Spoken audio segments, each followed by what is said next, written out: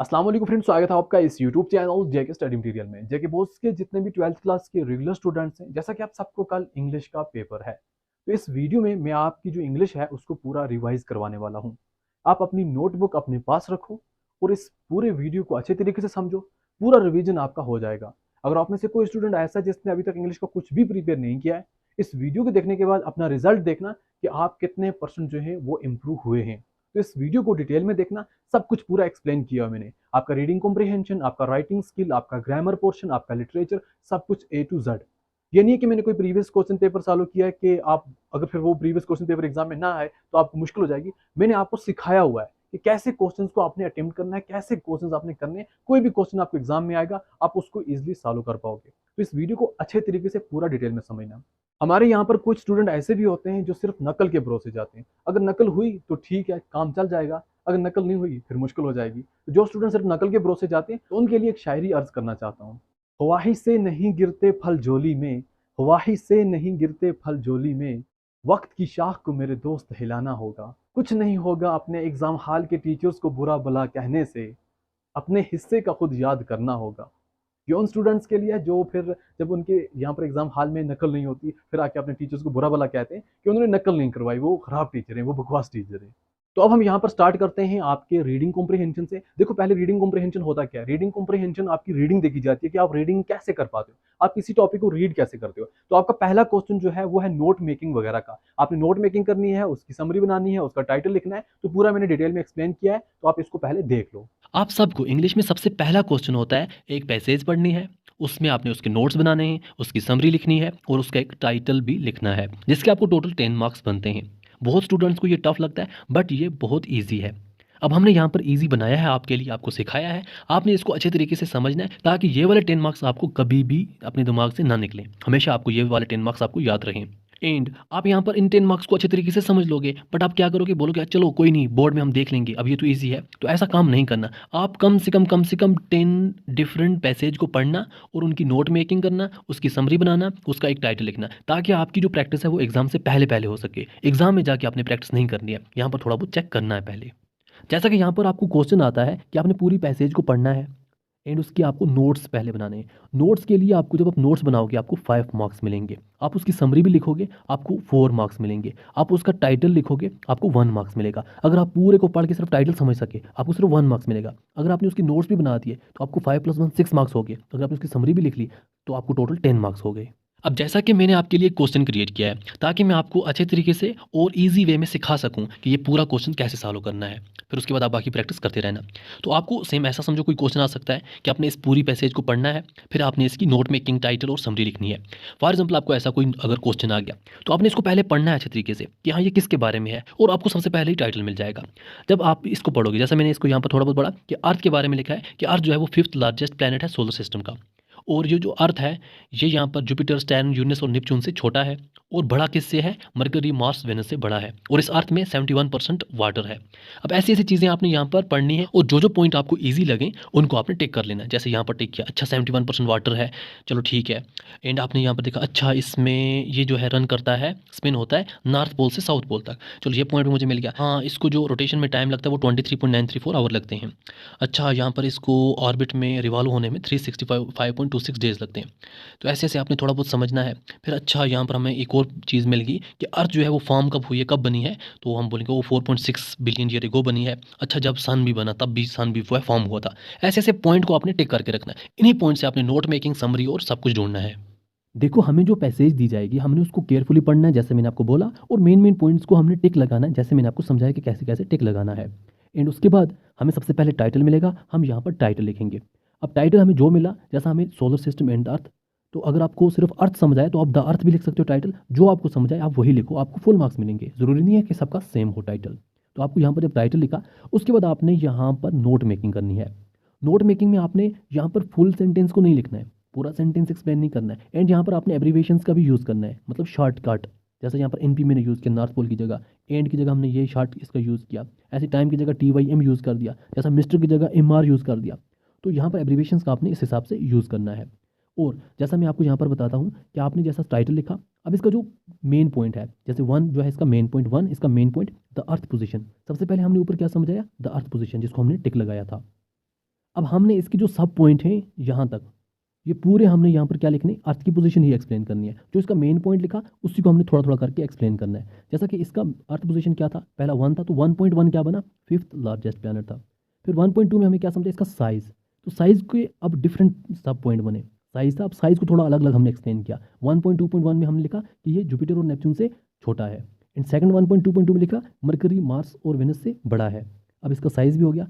अब इसी का हम पोजीशन लिख रहे हैं, तो अर्थ में यहाँ पर 71% वाटर है, ये इसका अर्थ पोजीशन में 1.3 पॉइंट है। अब जैसे ये कंप्लीट हुआ, अब हम सेकंड पॉइंट उठाएंगे। अब हमने उसका जब नोट ऊपर पढ़ा था, हमने जब पैसेज पढ़ी थी, तो हमें इसके मूवमेंट ऑन एक्सिस के बारे में लिखा। Second point, movement on axis. जब मूवमेंट ऑन एक्सिस लिखा, तो इसी के पॉइंट को हमने एक्सप्लेन करना है। जैसा पहला 2.1 हमने क्या लिखा, run from NP to SP। NP to SP का मतलब नॉर्थ पोल से साउथ पोल यहाँ पर रन करता है। 2.2 इसका पॉइंट क्या लिखा, मूवमेंट ऑन एक्सिस का, कि इसको 23.934 आवर लगते हैं रोटेट करने में। फिर इसी का हमने 2.3 पॉइंट क्या लिखा, 365.26 डेज लगते हैं रिवॉल्व करने में। अब ये मूवमेंट ऑन एक्सिस का भी पॉइंट खत्म हो गया। अब हमें तीसरा पॉइंट समझ आया, अर्थ फॉर्मेट, कि अर्थ बनी कब। अब इसी का 3.1 हमने लिखा कि 4.6 billion year ago. And second हमने लिखा कि अब इसी के हम एक्सप्लेन उसी को कर रहे हैं जो हमने ऊपर लिखा, अर्थ फॉर्म, तो हम लिखेंगे format same time as the sun. जब सन जहाँ पर फॉर्म हुआ तब अर्थ भी फॉर्म हुई। अब यहाँ पर एब्रीवेशन में TYM यूज़ किया, तो जब भी आप एब्रीवेशन यूज़ करो उसके बाद आप एक पॉइंट भी डालना, बट मुझे यहाँ पर TYM की बात भूल गया है। जब आपकी यहाँ पर नोट मेकिंग कंप्लीट हो जाएगी अच्छे तरीके से, तो फिर आपने जो एब्रीवेशंस यूज़ किए हैं वो यहाँ पे आपने एक्सप्लेन करनी है। जैसा कि मैंने एंड को ये यूज़ किया था, अब इसको लिखा मैंने is equal to and. ETC को मैंने अब एक्स्ट्रा लिखा, यहाँ पर किया एक्सप्लेन। NP यूज़ किया था तो नॉर्थ पोल, SP यूज़ किया तो साउथ पोल, TYM यूज़ किया था तो टाइम। तो जो भी एब्रीवेशंस ऊपर यूज़ करेंगे उनको हम यहाँ पर एक्सप्लेन भी करेंगे।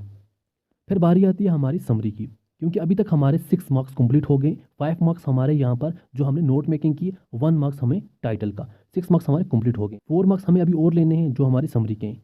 तो आपकी जो समरी है, अब समरी के लिए आपने पैसेज दोबारा नहीं पढ़नी है। समरी सिर्फ आपको ज़्यादा से ज़्यादा 50 वर्ड तक की होनी चाहिए, उससे ज़्यादा नहीं। अब समरी जो आपने बनानी है वो आपने नोट्स की बनानी है। जो आपने नोट्स लिखे ना, इन्हीं को अच्छे तरीके से आप एक्सप्लेन करोगे, वो आपकी समरी बन जाएगी। अर्थ पोजीशन से लेकर कितना पानी है, मूवमेंट कहाँ है, यही चीज़ें आपने अब अच्छे तरीके से एक्सप्लेन करनी है। समरी के लिए आपने ऊपर समरी लिखो तभी ठीक है, ना भी लिखो तभी ठीक है। फिर आपने यहाँ पर टाइटल लिखना है, जैसे solar system and the earth. फिर आपने समरी को यहाँ पे एक्सप्लेन करना है, जो जो मैंने यहाँ पर ऊपर नोट्स मेकिंग में लिखा था, जो जो पॉइंट लिखे थे उन पॉइंट्स मैंने एक्सप्लेन किया।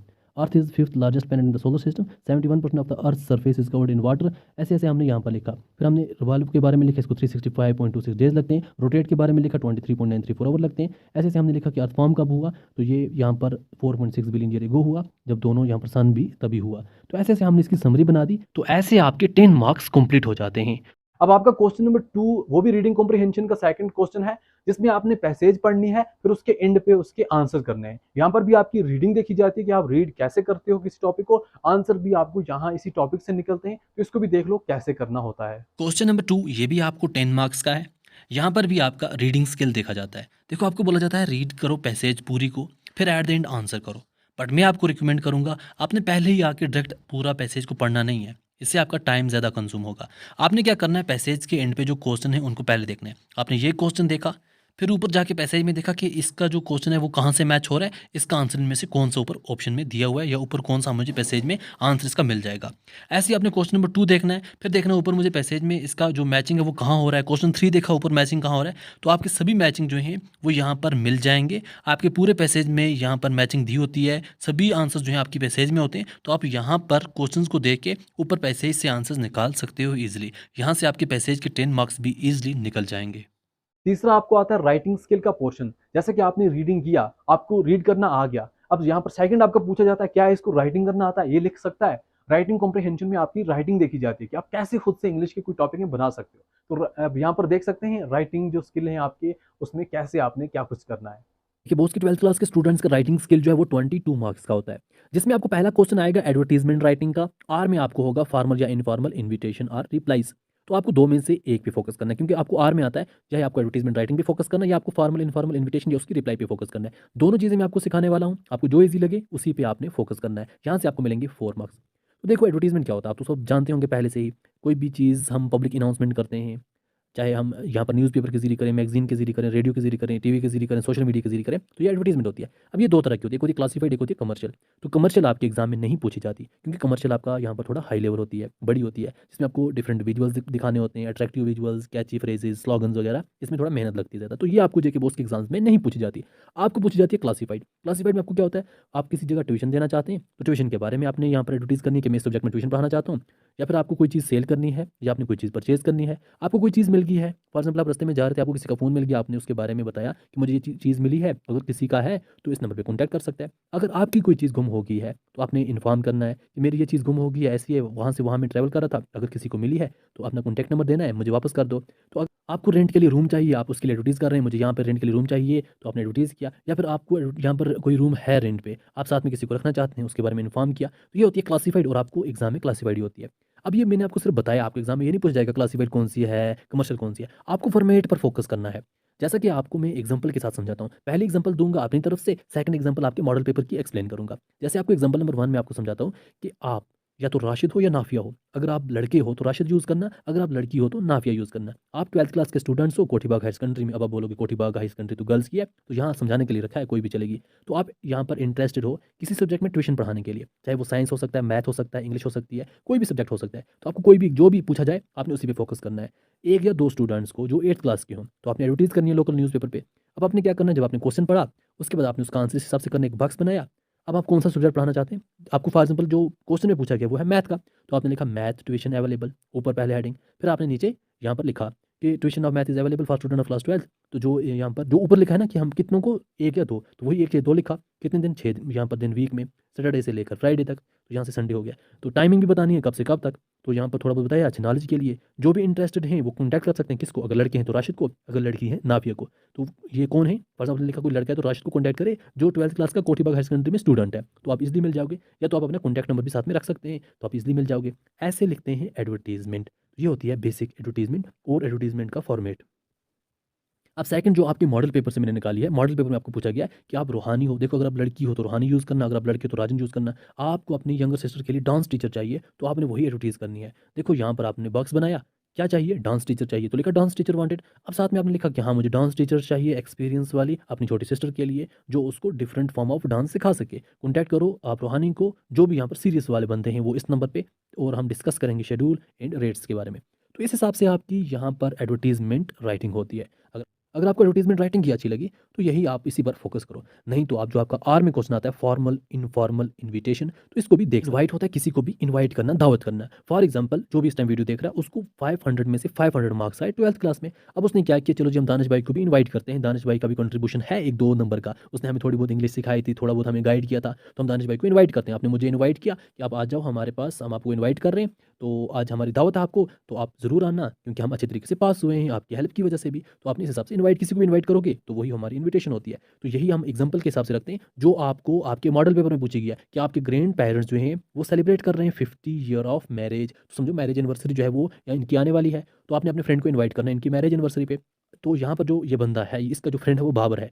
इस बंदे का फ्रेंड बाबर है। अभी इस बंदे का हमें नाम नहीं पता। तो इसने अपने फ्रेंड बाबर को लिखा कि हमारे ग्रैंड पेरेंट्स की 50th वेडिंग एनिवर्सरी है, आप भी आना, हम यहाँ पर सेलिब्रेट कर रहे हैं। तो आपने जगह का नाम थोड़ा मेंशन करना है, किस जगह आना है, तो थोड़ा-थोड़ा ये लिखा, बॉक्स बनाया, छोड़ दिया, हो गया, आपने इनवाइट कर दिया। तो ऐसे इन्विटेशन लिखनी होती है, बिल्कुल सिंपल तरीके से। तो आपको एग्ज़ाम में ये क्वेश्चन भी आ सकता है रिप्लाई का। एक वो इन्विटेशन आपके सिलेबस में मेंशन है, रिप्लाई ऑफ इन्विटेशन। अब यहाँ पर आपको क्वेश्चन आएगा कि आपका फ्रेंड विराट जो है उसने आपको इनवाइट किया है अपने ग्रैंड पेरेंट्स की 50th एनिवर्सरी पर, तो आप उसको रिप्लाई करो।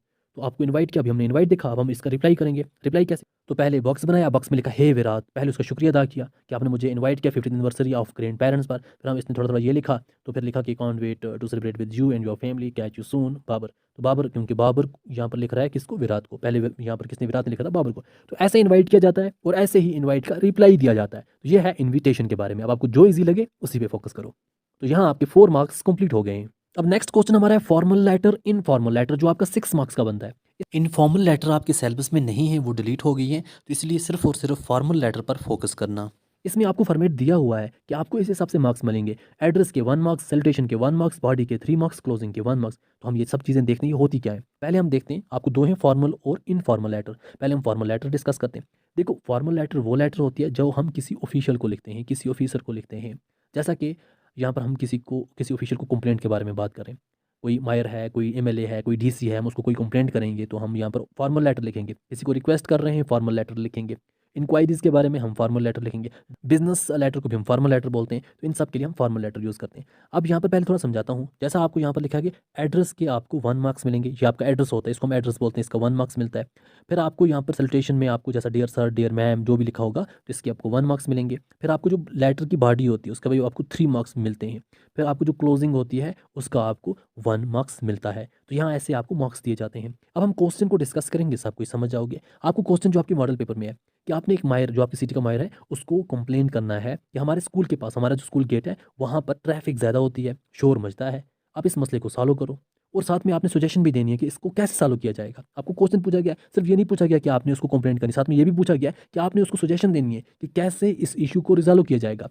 साथ में बोला गया आप शौकत हुसैन हो, किसके, head boy of GHS Batmaloo Srinagar. तो अब यहाँ पर क्या करना है आपको, जैसा मैंने आपको यहाँ पर दिखाया, पहले हम एड्रेस लिखेंगे, सेंडर एड्रेस, सेंडर को जो सेंड कर रहा है, सेंड कौन कर रहा है आपको यहाँ पर पहले ही बताएगी कि शौकत सेंड कर रहा है। आपने लिखना है शौकत हुसैन, जीएचएस बटमालू, आप बटमालू से हैं, ये आपका हो गया सेंडर एड्रेस। फिर आपने डेट लिखनी है, तो सेंडर एड्रेस के बाद आपने कम से कम एक लाइन की यहाँ पर गैप रखना है, फिर डेट लिखनी है। फिर डेट के बाद आपने एक लाइन का गैप रखना है, फिर आपने यहाँ पर रिसीवर एड्रेस लिखना है। रिसीवर एड्रेस जो रिसीव कर रहा है, जिसको आप भेज रहे हो, फॉर एग्जांपल मायर जो है श्रीनगर का वो ABCDE है, तो उसको लिखा आपने, तो यहाँ पे आप इसका रिसीवर एड्रेस लिख रहे हो। तो हो गया ये चीज़ें, ये आपके एड्रेस के समझो 1 मार्क्स मिल जाएंगे। आप यहाँ कॉपी पेस्ट करोगे, आपको किस चीज़ के बारे में बोला गया, चीज़ आपने क्वेश्चन से ही देखनी है कि आप कौन हो, वहाँ पर लिखा होगा। एंड डेट क्या है, कोई भी चलेगी, किसको भेज रहे हो, तो यहाँ से आपको 1 मार्क्स कंप्लीट हो गया। फिर आपने सब्जेक्ट लिखना है। इसमें सब्जेक्ट क्या लिखना होता है, जिस चीज़ के बारे में बोल रहे हो, आप कंप्लेंट कर रहे हो excessive traffic outside GHS Batmaloo, हो गया सब्जेक्ट। फिर आपने लिखा सर, सर के भी आपको 1 मार्क्स मिलेंगे। यहाँ तक आपको 2 मार्क्स हो गए, यहीं सही जो आप ऊपर क्वेश्चन सही निकाल के लिख लोगे। तो बॉडी में थोड़ा बहुत आपने लिखना है, I am writing to bring your attention, कि हमारे यहाँ पर ट्रैफिक ज़्यादा है, ये वो चीज़। फिर आपने साथ में यहाँ पर ये भी बताना है कि इस इशू को कैसे सॉल्व किया जाएगा, थोड़े बहुत यहाँ पर पॉइंट बताए, इस हिसाब से आपका यहाँ पर मसला हल हो सकता है। तो अब यहाँ पर थोड़ा बहुत लिखा, थिंग्स वगैरह किया। अब यहाँ पर ये बॉडी लिखोगे, बॉडी के आपको 3 मार्क्स मिलेंगे, यहाँ तक आपको 5 मार्क्स हो गए। फिर आपने क्लोजिंग लाइन लिखनी है, तो यहाँ पर आपने sincerely Shaukat Hussain, head boy GHS Batmaloo, 1 marks यहाँ का भी। तो यहाँ आपके फॉर्मल लेटर के 6 मार्क्स पूरे मिल गए हैं। फिर हमारा होता है रिज्यूम राइटिंग। रिज्यूम राइटिंग आपका 6 मार्क्स का होता है। तो इसमें आपको क्या होता है, रिज्यूम 4 मार्क्स का, कवरिंग लेटर 2 मार्क्स की। तो रिज्यूम का फॉर्मेट भी देखना है, जो 4 मार्क्स देगा, कवरिंग लेटर आपको 2 मार्क्स देगी। देखो कवरिंग लेटर ज़्यादा आपको बड़ी नहीं लिखनी है, छोटी लिखनी है। रिज्यूम का फॉर्मेट क्या है, आपने एक बॉक्स बनाया, उस पे ऊपर रिज्यूम लिखा तब भी ठीक है, नहीं लिखा तब भी चलेगा। सबसे पहले पर्सनल प्रोफाइल, यहाँ पे आप फोटो का भी रख सकते हैं, नाम भी रखा तब भी चलेगा। फॉर एग्जाम्पल अपना फोटो बना दिया, पर्सनल प्रोफाइल को थोड़ा हाईलाइट किया, नेम लिखा, फादर नेम लिखा। फिर कॉन्टैक्ट को हाईलाइट किया, कॉन्टैक्ट में permanent address, current address, phone number और मेल अपनी लिख ली। जब ये आपका कंप्लीट हो गया, आपने एजुकेशनल लिखा, एजुकेशन में आपने फॉर एग्जाम्पल 12th पास किया, आपने लिखो 12th class, year of passing, साथ में 10th क्लास का भी किया, ईयर ऑफ पासिंग। मार्क्स लिखे तभी ठीक है, ना लिखे तब भी चलेगा। अगर आपकी जो हाईएस्ट है वो ग्रेजुएशन है, पहले ग्रेजुएशन लिखा, फिर 12th लिखा, फिर 10th लिखा, इस हिसाब से आप अपनी एजुकेशनल लिख सकते हैं। आप एक्सपीरियंस, आपने कहीं पहले फॉर एग्जाम्पल अगर टीचिंग जॉब के लिए अपना रिज्यूम लिख रहे हैं, तो यहाँ पर अपने एक्सपीरियंस टीचर का ही देना है, और जॉब आपने क्या कौन सी की है, वहाँ पर रोल क्या था, कितने साल आपने की है। तो अगर आपको किसी कंपनी में जाना है तो उस हिसाब से आप अपना एक्सपीरियंस बता सकते हैं। अपना कोई स्किल बताना है, अगर आपको कोई स्किल एक्स्ट्रा है वो यहाँ पर मेंशन किया। ऑब्जेक्टिव कोई बताया कि आपका कैरियर गोल क्या है, तो इस हिसाब से आपका जो रिज्यूम है वो बन के तैयार हो जाएगा। तो ये रिज्यूम जो आपका, इसको हम CV भी बोलते हैं। तो ये आपका जैसे बन के तैयार हुआ, समझो आपके 4 मार्क्स तैयार हो गए। अब साथ में आपको कवरिंग लेटर चाहिए। देखो कवरिंग लेटर की एग्जांपल मैं आपको देता हूँ आपके मॉडल पेपर। तो आपकी जो कवरिंग लेटर है इसका मैंने एग्जांपल मॉडल पेपर से दिया। आपके मॉडल पेपर में यही पूछा गया है कि यू सी ए क्लासिफाइड, आपने एक एडवर्टीजमेंट देखी है एक न्यूज़पेपर पे, आप वहाँ पर इनवाइट किया गया है कि post of teacher high school Jammu में, आप यहाँ पर टीचर के लिए एक हमारे पास पोस्ट वैकेंट है, आप यहाँ पर फॉर्म भर सकते हैं। आप अपना रिज्यूम भेजें, साथ में कवरिंग लेटर प्रिंसिपल को, मगर तो जॉब के लिए। तो आपने अब कवरिंग लेटर कैसे लिखनी है वो थोड़ा बहुत देखो। कवरिंग लेटर पहले अपना नाम, आप for Danish Razaq Lone, Srinagar Jammu and Kashmir, pin code लिखा ये, साथ में एक लाइन छोड़ के डेट लिखी, डेट के बाद एक लाइन छोड़ के जिसको भेज रहे हैं वो ऊपर लिखा है कि प्रिंसिपल को भेजनी है, प्रिंसिपल हाई स्कूल जम्मू, फिर सर लिखा। साथ में अब यहाँ पर देखो बड़ा लिखने की जरूरत नहीं है, आप लिख सकते हैं इनक्लोज्ड इज माई रिज्यूम। आपने कवरिंग लेटर में 1-2 लाइन ही लिखनी है, इसमें लिखना कि मैंने अपना जो रिज्यूम है वो इनक्लोज किया है। आपने जब कवरिंग लेटर डाली है साथ में आपने रिज्यूम भी डाला है। अब कवरिंग लेटर में क्या लिखना, ऑलरेडी आपने सब कुछ पूरी डिटेल रिज्यूम में लिखी है। आपने लिखा कि मैंने रिज्यूम जो है वो साथ में रखा हुआ है, तो मुझे यहाँ पर आपके जो हाई स्कूल है वहाँ पर पढ़ाना है, तो मैं अपनी वहाँ पर कंट्रीब्यूशन देना चाहता हूँ, ये वो। तो अपना नाम यहाँ पर योर सिंसियरली नाम लिखा, हो गया आपकी ये कवरिंग लेटर होगी साथ ही में। तो जो आपने रिज्यूम के साथ दी कवरिंग लेटर हुआ, एक तो आपने साथ में रिज्यूम दिया है, साथ में इसकी लेटर लिखी है कि हम आप इस चीज़ को आपको यहाँ पर सबमिट कर रहे हैं। तो ये होता है आपका रिज्यूम राइटिंग। तो यहाँ आपको जब रिज्यूम बनाओगे 4 मार्क्स मिलेंगे, और आपकी ये वाली छोटी वाली लेटर जो है, कवरिंग लेटर जो है, वो आपको 2 मार्क्स देगी, टोटल बन गए 6 मार्क्स। देखो फिर आपको आता है article, debate, speech, personality profile, personal narrative. इसमें आपको कोई यहाँ पर ये नहीं है कि मैं आपको पंचायत यहाँ पर आर्टिकल दे दूँ, आप कंप्लीट करो इसको। इसके लिए ऐसा कोई फंडा नहीं है। आपको अपनी वर्डिंग में लिखना होता है। आप आर्टिकल फॉर एग्ज़ाम्पल आपको आर्टिकल आया कोई किसी चीज़ के बारे में आ गया कि आप इसके ऊपर लिखो, तो आपने सिंपली लिखना है। ऊपर इसका टाइटल दिया, लिखना स्टार्ट कर दिया। डिबेट है तो ऊपर यहाँ पर इसका नाम दिया, नीचे लिखना स्टार्ट कर दिया। पर्सनैलिटी अब यहाँ पर स्पीच में थोड़ा बहुत चेंज होता है। स्पीच में आपने थोड़ा बहुत ध्यान देना। स्पीच का मतलब होता है आप स्पीच दे रहे हैं। जैसे आप मॉर्निंग असेंबली की स्पीच देने से पहले जो यहाँ पर इंट्रोडक्शन या इंट्रोडक्टरी वर्ड यूज़ करते हैं वो यूज़ करने हैं। तो वहाँ पर थोड़ा बहुत देखना है कि वहाँ जो जहाँ पे आप दे रहे हैं, वहाँ पर कौन-कौन यहाँ पर है, उनको भी थोड़ा बहुत अच्छे तरीके से सलाम दुआ की, फिर उसके बाद स्टार्ट किया।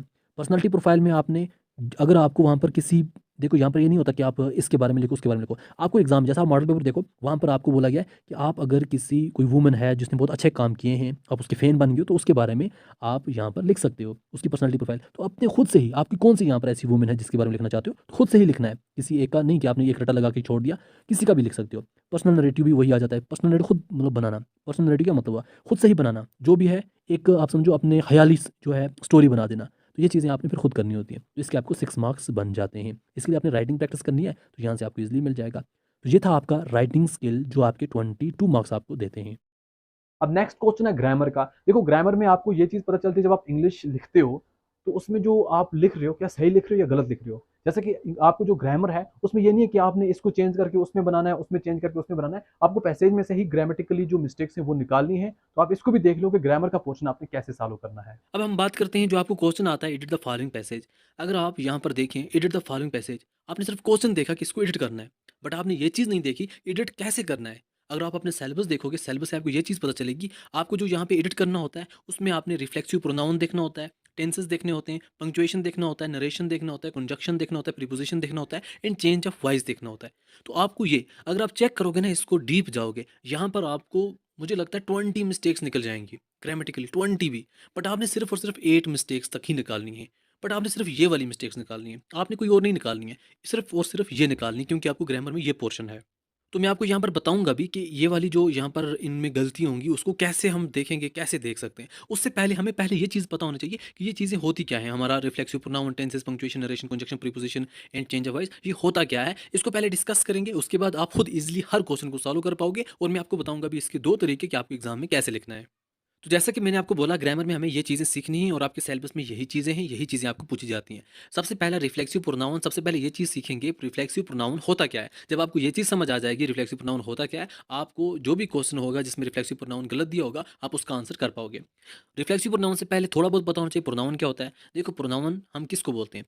जो भी नाउन या जो भी सब्जेक्ट जो है, उसके बदले में हम कोई और वर्ड यूज़ करें, तो हम उसको प्रोनाउन बोलते हैं। ताकि हमारा जो वर्ड है वो रिपीट ना हो। फॉर एग्जाम्पल मैंने धोनी के बारे में लिखा, धोनी इज़ अ क्रिकेटर। अब मैं इसको कंटिन्यू लिखूँ, Dhoni is a cricketer, Dhoni is from Kashmir, Dhoni ऐसा, धोनी वैसा। अब बार-बार हम धोनी को एक्सप्लेन नहीं करेंगे ना। धोनी एज़ अ नाउन हो या धोनी एज़ अ सब्जेक्ट हो जिसको हम एक्सप्लेन कर रहे हैं। तो हमारा जो है इसको बार-बार ताकि रिपीट ना हो, इसके बदले हम कोई वर्ड यूज़ करें। जैसे धोनी है तो हम इसको ही यूज़ करेंगे। अगर ये कोई लड़की होती तो हम इसको शी यूज़ करते। नॉन लिविंग होती तो ऐसे-ऐसे हम इट यूज़ करते या समथिंग और यूज़ करते, तो चेंज करते हैं। जो हम इसके बदले नाउन के बदले सब्जेक्ट के बदले यूज़ करते हैं, इसको हम प्रोनाउन बोलते हैं। तो ये हो गया आपके लिए बेसिक। अब सेकंड चीज़ आती है जो आपको सिलेबस में है, वो है रिफ्लेक्सिव प्रोनाउन। रिफ्लेक्सिव प्रोनाउन क्या होता है? जब कोई हमारा सेंटेंस होगा उसमें सब्जेक्ट और ऑब्जेक्ट सेम होंगे, तो हमें रिफ्लेक्सिव प्रोनाउन यूज़ होता है। तो रिफ्लेक्सिव प्रोनाउन में कौन-सा है? जैसा कि my self, your self, him self, her self, itself. ये हमारी एग्जांपल हैं रिफ्लेक्सिव प्रोनाउन की। अब हम समझेंगे कैसे इसको, रिफ्लेक्सिव प्रोनाउन होता क्या है? जैसा कि मैंने आपको यहाँ पर ये बताया, Afridi cooked dinner for Sachin. Afridi ने डिनर किसके लिए कुक किया? सचिन के लिए किया। अब यहाँ पर अफरीदी है जो सब्जेक्ट है, बट यहाँ पर जो ऑब्जेक्ट है जिसके लिए काम हो रहा है वो सचिन है। तो ये 2 डिफरेंट हैं, इसलिए यहाँ पर रिफ्लेक्सिव यूज़ नहीं होगा। रिफ्लेक्सिव कहाँ यूज़ होगा? जहाँ सब्जेक्ट और ऑब्जेक्ट सेम होंगे। जैसा कि यहाँ पर Afridi cook dinner for himself. अगर यहाँ पर आप ये लिखोगे, देखो यहाँ पर आप देखो हिमसेल्फ जब यूज़ हो कि खुद के लिए उसने कुक किया, तो यहाँ पर रिफ्लेक्सिव प्रोनाउन यूज़ होता है। जैसा कि शॉर्टकट आपको बताता हूँ, जैसा कि हमारे पास एग्जांपल है आई लव यू, इसमें क्या है? आई एंड यू जो है क्या है? वो ऑब्जेक्ट है, यू डिफरेंट है। देखो आई मैं हूँ, यू कोई और है, तो ये यू जो है वो ऑब्जेक्ट है, डिफरेंट ऑब्जेक्ट है। यहाँ इसको हम रिफ्लेक्सिव प्रोनाउन नहीं बोलेंगे। अगर हम यहाँ पर ये लिखेंगे आई लव माई सेल्फ, इसका मतलब है अब यहाँ पर सब्जेक्ट भी मैं हूँ और मैं खुद से कर रहा हूँ प्यार, तो मैं कि यहाँ पे क्या हूँ? ऑब्जेक्ट हूँ। तो ऑब्जेक्ट यहाँ पे क्या है? My self. आई के बदले क्या आएगा? माई सेल्फ आएगा। ऐसा नहीं है कि मैं अगर यहाँ पे ये अगर मुझे कोई यहाँ पर कोई भी समरी दी होगी, वहाँ पर ये लिखोगा आई लव मी, तो ये गलत हो जाएगा, मी नहीं आएगा। तो मी को चेंज करके हम माई सेल्फ करेंगे। तो ऐसे हमने गलतियाँ निकालनी है अगर कोई रिफ्लेक्सिव प्रोनाउन की गलती हो। जैसा कि हमारी जो समरी दी हुई है मॉडल पेपर पे जो आपको मैंने ऊपर दिखाई, उसमें एक यहाँ पर सेंटेंस है, I made me work. I made me work क्या होता है? अब यहाँ पर इसने बोला आई मेड मी वर्क, आई खुद जो है एंड मी जो है इसके लिए वो एक ऑब्जेक्ट है। तो मी यहाँ पर नहीं आएगा तो माई सेल्फ आएगा। अब मैं अपनी बात कर रहा हूँ तो मेरे लिए माई सेल्फ आएगा, किसी और के लिए बात करता उसके लिए, अगर लड़का होता तो हिम सेल्फ, लड़की होती हर सेल्फ आता। तो इसलिए आई मेड मी वर्क के बदले I made my self work. अगर आपको यहाँ पर जो आपकी समरी होगी जिसको आपने एडिट करना होगा, ऐसी कोई भी मिस्टेक होगी आप इजीली निकाल पाओगे कि हाँ आई मेड मी वर्क तो होता नहीं है, I made my self work होगा। तो ऐसे आपकी रिफ्लेक्सिव प्रोनाउन की जो मिस्टेक है वो सॉल्व हो जाएगी। अब सेकंड जैसा कि आपको है टेंसेस, टेंसेस में भी एक या दो क्वेश्चन आपको आ सकते हैं। टेंसेस के लिए अगर आप देखें आपको कम से कम 1 मंथ लग जाता है पूरा सीखने को, अगर हम डिटेल में सीखें। बट जो आपको गलतियाँ वहाँ पर हो सकती हैं उसको आपने देखना है कि ये गलतियाँ आपसे ना हो सकें। जैसा कि यहाँ पर आप देख सकते हैं प्रेजेंट सिंपल टेंस, कोई भी आपको प्रेजेंट सिंपल टेंस में लिखा हुआ होगा, कोई भी चीज़ जो प्रेजेंट सिंपल टेंस में होगी, वहाँ पर आपने ये देखना है कि वहाँ पर वर्ब की फर्स्ट फॉर्म होगी। जैसा कि यहाँ पर हमारे पास एक होती है वर्ब की फर्स्ट फॉर्म, फिर होती है वर्ब की सेकंड फॉर्म, फिर होती है वर्ब की थर्ड फॉर्म, फिर लास्ट पे होती है हमारी आईएनजी फॉर्म। जैसा कि मैं आपको बताऊँ सिंपली, मैं लिखता हूँ कोई चीज़ तो वर्ब की फर्स्ट फॉर्म लगेगी राइट, WRIT राइट। वर्ब की सेकंड फॉर्म पास्ट में चली जाएगी तो वो हो जाएगी रोट। एंड वर्ब की थर्ड फॉर्म में रिटन आ जाएगा, WRITT रिटन।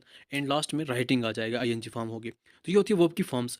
तो ऐसे ही हमें वर्ब की फॉर्म लगती है। जब हमें प्रेजेंट में कोई सिंपल टेंस होगा तो यहाँ पर वर्ब की फर्स्ट फॉर्म यूज़ होती है। एंड साथ ही में जब कोई हमें कोई और चीज़ हो तो वर्ब की फर्स्ट फॉर्म के साथ एस या ई एस लगता है। फॉर एग्जाम्पल एस और एस कहाँ लगेगा? एस और एस थर्ड पर्सन सिंगुलर के साथ लगेगा। थर्ड पर्सन सिंगुलर कौन सा? ही शी इट। थर्ड पर्सन हम किसको बोलते हैं? फॉर एग्जाम्पल जिसके बारे में हम बात कर रहे हैं वो हमारे सामने नहीं है, हमारे पास नहीं है, उसको हम थर्ड पर्सन बोलते हैं। जो हमारे पास नहीं है, हमारे साथ नहीं है, हम किसी और की बात कर रहे हैं, मैं बात कर रहा हूँ किसी और की, तो वो थर्ड पर्सन है जब वो मेरे सामने नहीं है।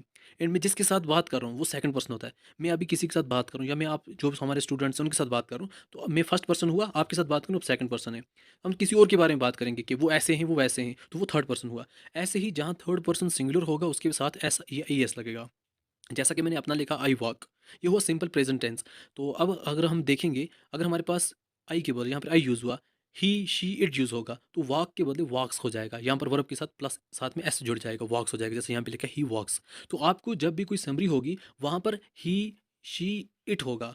अगर वहाँ पर जो वर्ब है उसके साथ एस नहीं होगा तो आपने एस लगाना है। अगर कोई ही शी इट लिखा हुआ है, वहाँ पर लिखा है walk, he walk, she walk या इट वॉक, तो वहाँ पर आपने एस लगाना है। इसका मतलब वहाँ पर उसने मिस्टेक किया, एस नहीं लगाया। तो ये चीज़ें आपने थोड़ा बहुत देखना है इसमें। ऐसे थोड़ा बहुत फॉर्मूले आपने देख के रखने। जब आपको प्रेजेंट कंटिन्यूस हो, कोई भी काम ऐसा हो जो चल रहा हो, उसमें आपको आईएनजी फॉर्म लगती है, साथ में इज एम आर, जैसा कि यहाँ पर आ जाता है वॉकिंग। परफेक्ट में आपको यहाँ पर देख सकते हैं हैज़ एंड हैव, यहाँ पर भी आपने ध्यान देना है। आपको कभी ऐसी कोई मिस्टेक हो सकती है, हैव की जगह आप हैज़ लगा दोगे, हैज़ की जगह हैव लगा दोगे। वो कैसे सॉल्व करनी है? आपको हैव कहाँ लगाना है? फर्स्ट पर्सन सिंगुलर के साथ। जब भी आपका फर्स्ट पर्सन सिंगुलर होगा तो उसके साथ आपने क्या लगाना है? हैव लगाना है। फर्स्ट पर्सन सिंगुलर क्या हुआ? आई। आई जो है वो क्या है? First person singular. एंड साथ में प्लूरल सब्जेक्ट्स, जो भी हमारे सब्जेक्ट्स प्लूरल हैं जैसे यू वी दे, इन सब के साथ ही में फर्स्ट पर्सन सिंगुलर के साथ हैव लगता है। ये थोड़ा याद रखना है।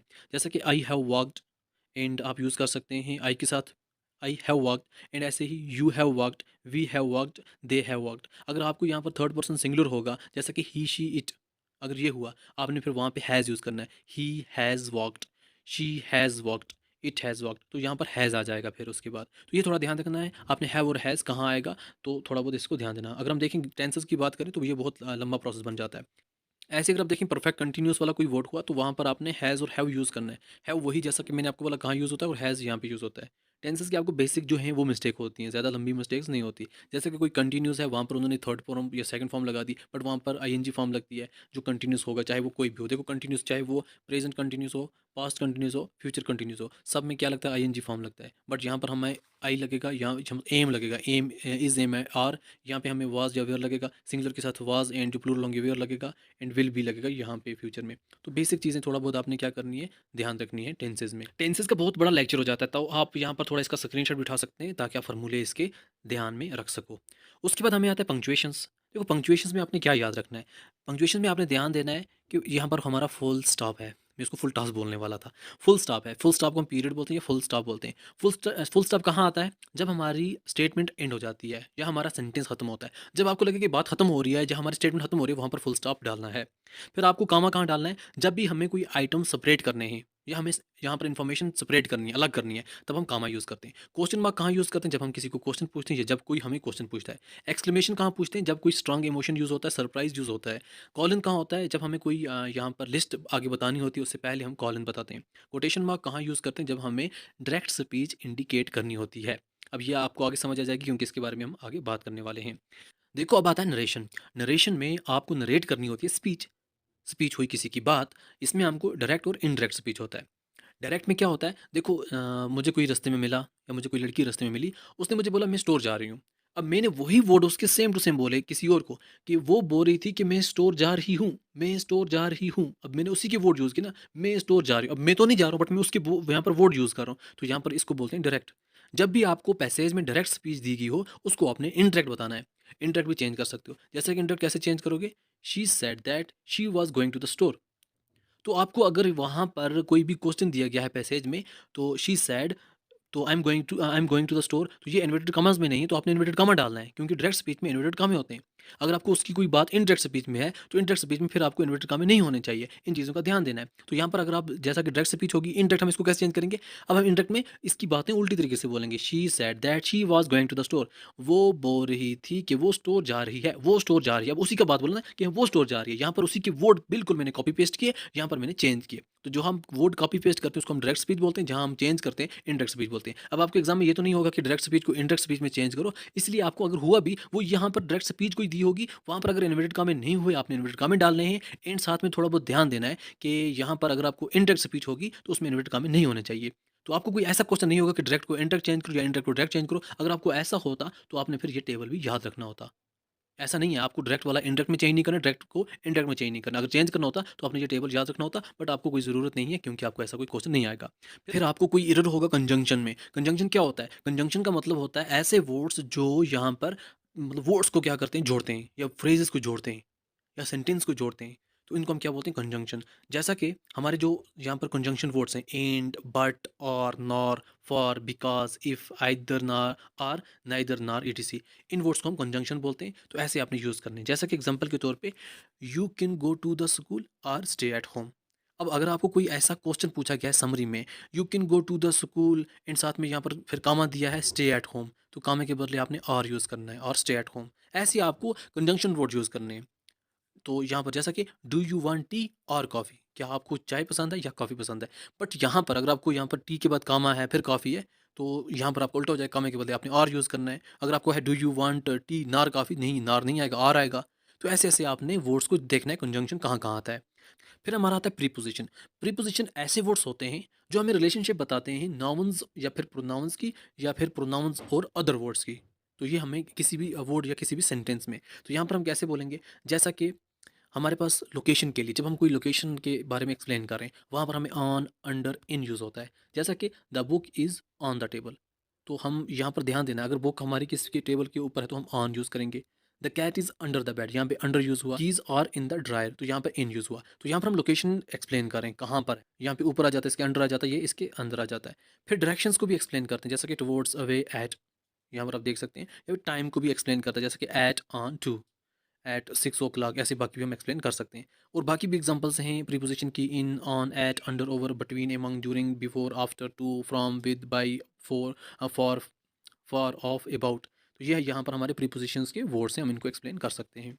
फिर हमें आता है change of voice. Change of voice में हमारे पास दो वॉइसेस होती हैं, एक होता है एक्टिव वॉइस, एक होता है पैसिव वॉइस। देखो एक्टिव वॉइस में हमने क्या करना होता है, subjects perform the action, subjects receive the action. अब यहाँ पर जो हमारा सब्जेक्ट है, सब्जेक्ट जो काम कर रहा है, अब यहाँ पर का जो डॉग है वो काम कर रहा है। The dog chase the cat, dog ने किसको चेस किया, कैट को। हमने हमने एक्टिव वॉइस में लिखा, क्योंकि यहाँ पर सब्जेक्ट परफॉर्म कर रहा है ना। सब्जेक्ट क्या परफॉर्म कर रहा है, सब्जेक्ट जो है डॉग है वो परफॉर्म कर रहा है, वो क्या कर रहा है, कैट को चेस कर रहा है। अब यहाँ पर सब्जेक्ट्स ने परफॉर्म किया, हमारी एक्टिव वॉइस होगी। पैसिव वॉइस में क्या होता है, subject receive the action, subject जो है हमारा, जो यहाँ पर जैसे सब्जेक्ट हमारा क्या था, डॉग था, वो एक्शन को रिसीव करेगा। अब चेंज हो जाएगा। अब पहले हम कैट को लिखेंगे, the cat was chased by the dog. अब जो बिल्ली है वो इसको कौन चेस कर रहा है, डॉग चेस कर रहा है। अब पहला हमारा एक्टिव वॉइस में क्या था, डॉग चेस कर रहा है कैट को। अब पैसिव में क्या चेंज हो जाएगा, कैट पहले आ जाएगा, कैट, फिर उसके बाद क्या आ जाएगा, वॉज चेस्ड बाई डॉग।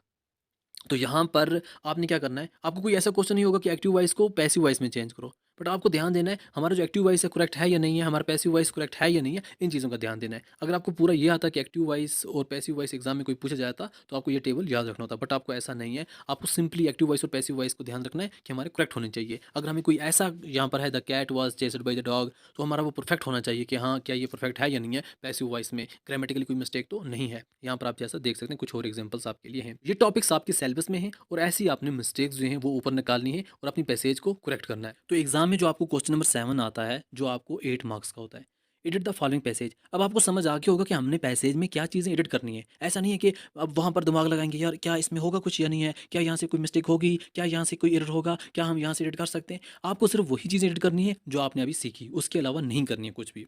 अब जैसा कि आपके पास 2 ऑप्शन है। पहला ऑप्शन है, जब आप पेपर देखोगे, आपने देखना है, अच्छा ये वाला लाइन पूरा मैंने पूरा स्टडी किया, यहाँ से क्या मिस्टेक है, अच्छा ये है, वहाँ पे आपने पेपर पे टच किया, फिर आपने वही पूरा सेम टू सेम जो आपने गलती निकाली, उसका यहाँ पर पूरा सेम पैसेज लिख लिया। जैसा कि यहाँ आपने देखा, I was lucky to have so good teachers. आपको लगा सो यहाँ पे नहीं आएगा, गुड के बाद सच आएगा, पहली मिस्टेक है सच, तो आपने अपने आंसर शीट पे लिखा I was to have such, I was lucky to have such good teachers, तो आपने सच लिखा, गुड टीचर्स, सैड गुरुदेव, ऐसे से आपने कंटिन्यू करना स्टार्ट किया। तो ऐसे आप पूरी पैसेज भी लिख सकते हैं, आपके पास ऑप्शन है, आप वैसे भी लिख सकते हैं, बट आपके पास एक और ऑप्शन भी है, वो वाला भी यूज़ कर सकते हैं, जिससे आपको टाइम भी बच जाएगा, पूरा लिखने की जरूरत नहीं पड़ेगी।